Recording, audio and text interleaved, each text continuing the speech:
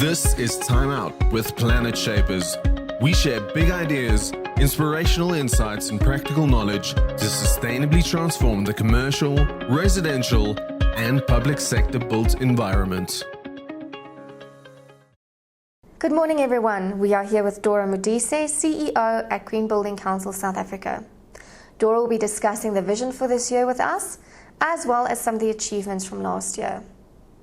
So Dorah, what has been the highlights in your career at GBCSA? Hi everyone. I've now been with the GBCSA for 3 years now, and it really feels like 3 decades in terms of what it is that we've achieved over the short space of time. Just to mention a few, one of the key highlights that comes up for me is the solid relationships that we've cemented with a number of key stakeholders. So first of all, it would be with the public sector. So historically, we focused, rightly so, very much on the commercial property sector, and we made wonderful inroads there, especially in the commercial office space. However, over the years, we've seen the need to really get the public sector on board and to get them to not just certify their building stock, but look at their policies and make them pro-green buildings so that the green building movement grows within the country as a whole. So we've really managed to form a partnership with the Department of Public Works, who is really the largest property owner in South Africa. So we are looking forward to the benefits that will come out of this particular relationship, where we start transforming their building stock and also somehow stimulating the market itself. The other key issue for me has been to increase the pool of green building professionals by training and embracing SMMEs within the property sector. So the property sector is quite vast, and there's professionals that are offering services in multiple disciplines, like your architects, your quantity surveyors, and so on and so forth. And all these professionals are very much capable of also offering green building services, and that hasn't been very clear and explained really to the market. So what we then did over the past 3 years was to partner with JP Morgan, who really generously funded a program where we sought these SMMEs that are already operating in the sector, gave them the necessary training on green building, and made sure that they are also ready to take up space and offer services. Offer services, yes, in addition to the services that they are already offering.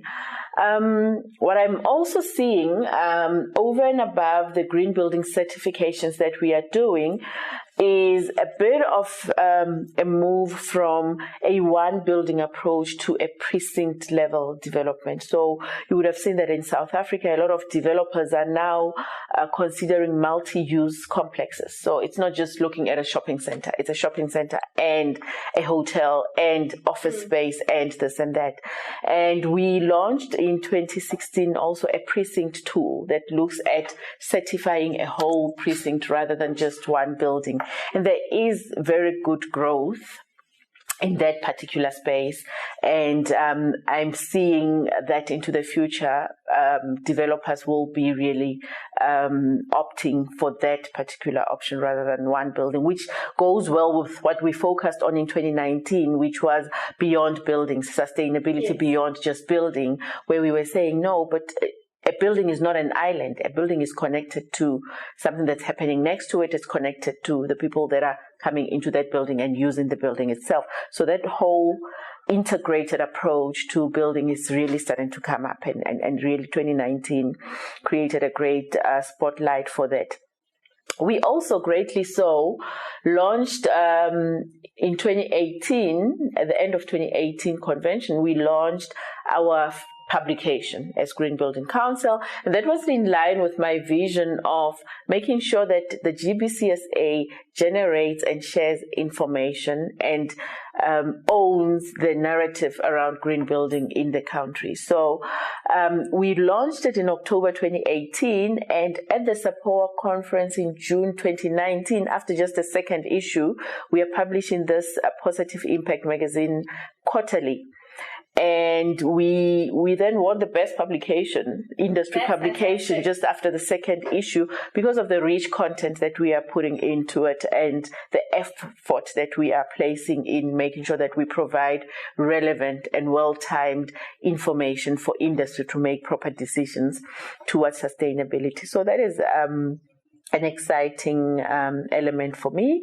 And over and above that is just the growth in the number of buildings that are coming on board, growth in the number of individuals that are coming in for training. So I'm quite happy that we are training a substantial number of individuals.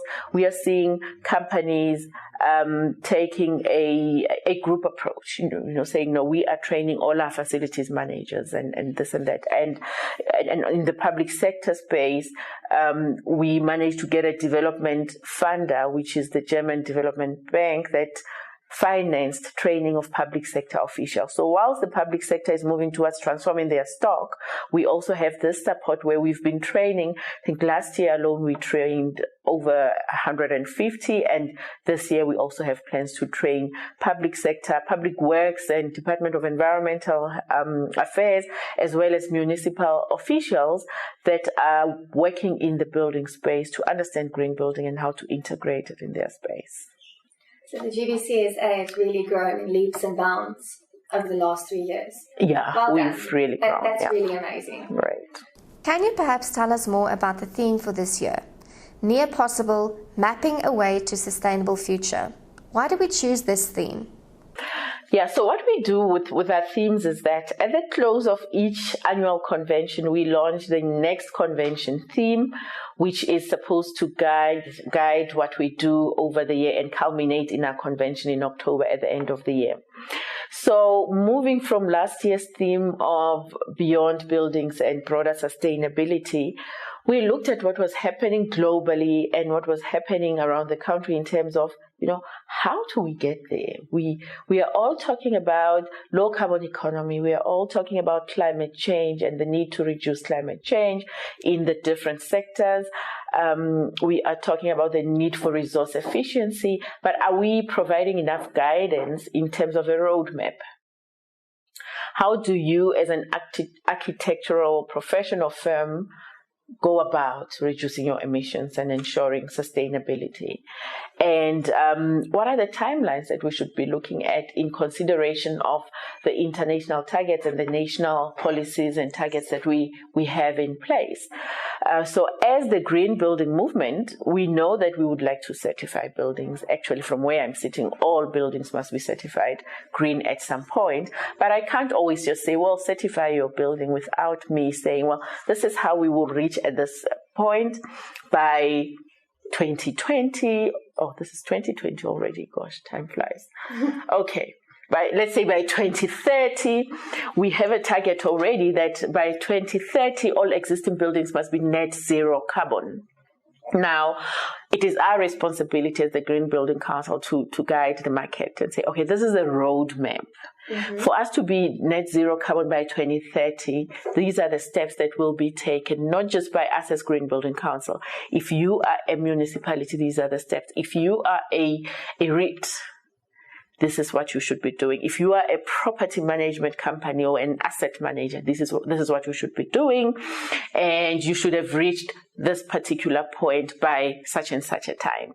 So I've also noted that in the international negotiations around climate change, the meeting happened in Madrid in December this year.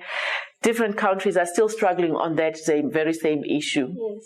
What do we do by when, and how do we remain accountable? So we still don't have agreement at the UN level in terms of accountability.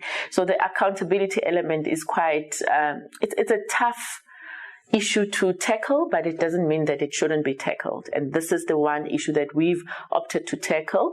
So in our different engagements now in 2020, we will be engaging with the different stakeholders and assisting in drawing up a roadmap for them.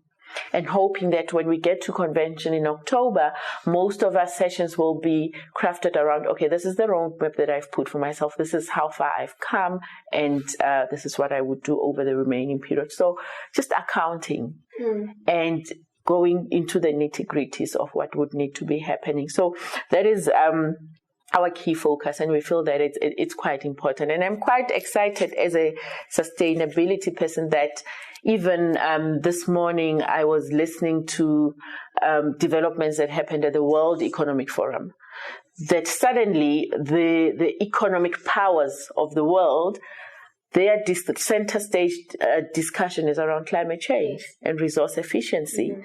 I've been in this field for about 23 years. I've been in Davos probably about 10 years ago, where I was working for national government, and we were going there with a sustainability and climate change messaging, and we ended up just getting a very small audience in a very small room, a very small discussion with those that had already bought onto the idea. And now imagine my excitement at the moment when I see that actually everyone is now looking at it. Climate change action is guiding business decisions. Yes.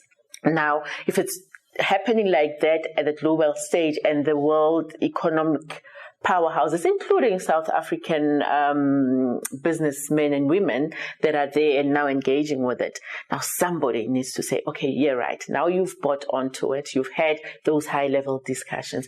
This is what needs to happen. And come to the GBCSA. Exactly. We will lead you. Come here. We will lead you. We will help you. It's not that difficult after all. As one of the main goals for GBCSA in 2020, how are we going to achieve speaking to the right stakeholders in getting this message across?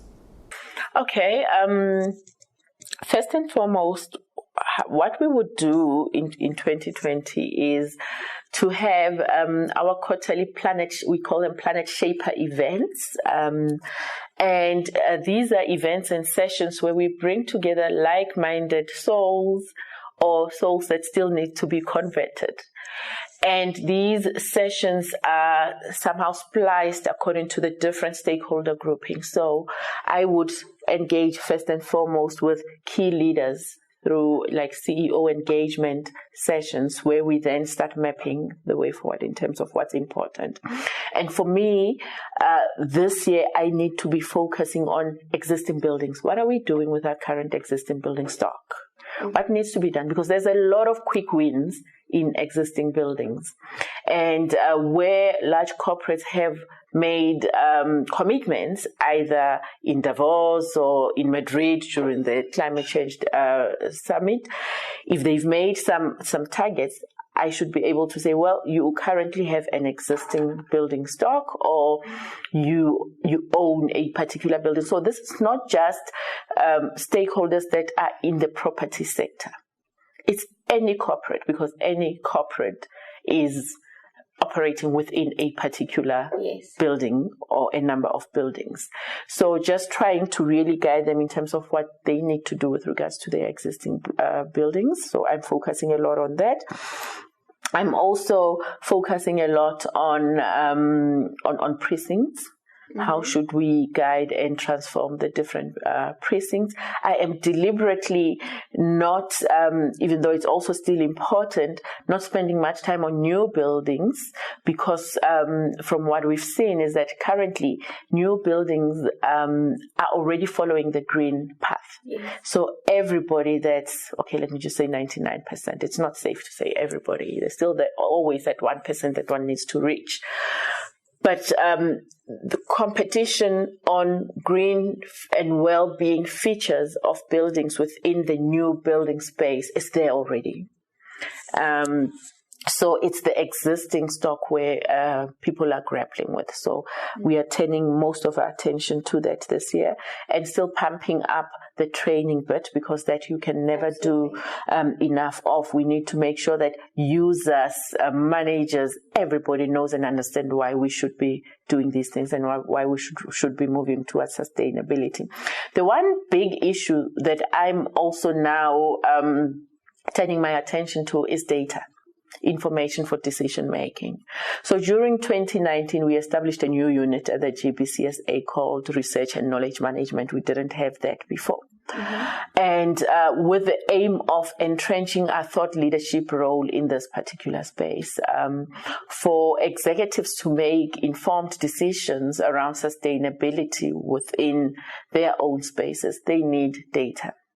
So we'll be conducting quite a lot of research, and a lot of this we are doing through partnerships. So we already have quite a number of projects that are already on board. So we have an exciting project that we will be rolling out this year with Diversity, which is a property company that's focusing on inner city development, and they have quite a huge building stock in Johannesburg. And we will be looking at doing some research and looking at, what does inner city sustainability look like? And we'll be using both their building stock and building stocks of others around the inner city itself. We are realizing that, urbanization is moving at a much faster pace in South Africa, and congestion within inner cities is still continuing. Low-cost housing is coming up as a huge issue also within the economy. Now, whilst all that is happening and all these developments are happening within inner city core, sustainability must form a central part of it. And for it to happen, we need to generate properly researched and evidence-based data that would inform others that would come after, the likes of Diversity, for example, in terms of inner city development. So over and above that would also be around, the performance of green buildings as a whole. Because for any CEO, if they are going to invest in a green building, or they are going to transform their stock, they need to understand how is it that it's performing, and is it really benefiting the bottom line. At the end of the day, business is about the bottom line. It's about returns. So we need to continually try and look at whether or not there's better returns in green building than non-green buildings. So that work we continue doing with MSCI, which is the international data generation company or survey company. Yeah. So there's an important announcement that GBCSA has made. Would you like to share with us what this announcement is and how the decision supports the GBCSA goals for 2020 and beyond? Okay, yes. We did a bit of a review during the course of last year in terms of industry trends and efficiency savings, and realized that actually physical presence does not always require people sitting in an office, like a physical location. So we've just announced that we are consolidating our operations in one physical location, which will be the Cape Town location. So during the course of this year, we will be closing the Johannesburg office. But that does not mean that we are eliminating Johannesburg presence. What it means is that all our operations that requires people sitting in an office are done from Cape Town office. Mainly all your permanent personnel that are working on technical issues, your finances and so forth, yes, will be located in that particular space. Now, you have team members that need to be doing a lot of advocacy, a lot of business development, a lot of engaging with stakeholders. These are individuals that do not need to be sitting in one office, and what it actually means is that you have this office space that half the time is empty because these people are engaging stakeholders out there. We hold a lot of events within the GBCSA, both in terms of our formal training and the Planet Shaper events that I've mentioned. And most of these events, actually 99% of these events, we do not do them within an office. So Johannesburg is a key hub in terms of where most of our stakeholders are, because most of the head offices are in Johannesburg North, the Rosebank Sandton area. So we as GBCSA have taken a conscious decision to profile our members and to profile projects that are really doing well or have just certified. So most of our events, we go and hold our events in those buildings that are owned by our members or are owned by companies that have just decided to transform their stock. Mm-hmm. Most of our training programs as well, because we need to expose the market to those particular environments and surroundings, which then means that we do not need our own permanent location within this Joburg area, because actually all other buildings that we've certified and all other spaces that where our members are become our space to operate. Absolutely. As well. So from a resource efficiency perspective, in terms of reducing our ecological footprint, in terms of consumption of natural resources, be it water, electricity, material, emissions, in terms of travel to the office that you do not need to be at, we are really being in line with our mission as the GBCSA. And then also from a financial resource perspective, it makes more sense for us because it means we are reducing our fixed costs while still enhancing our efficiencies. We are also allowing our business development teams not to be bound within one space, but to also be able to travel even outside of operate outside of the Johannesburg hub and be able to also reach other provinces, because that is our plan, to have regional chapters throughout South Africa itself. We also still do quite a lot of work within the African continent itself. So there will be quite a lot of engaging and touching base of physical presence, but at different locations rather than just in one space.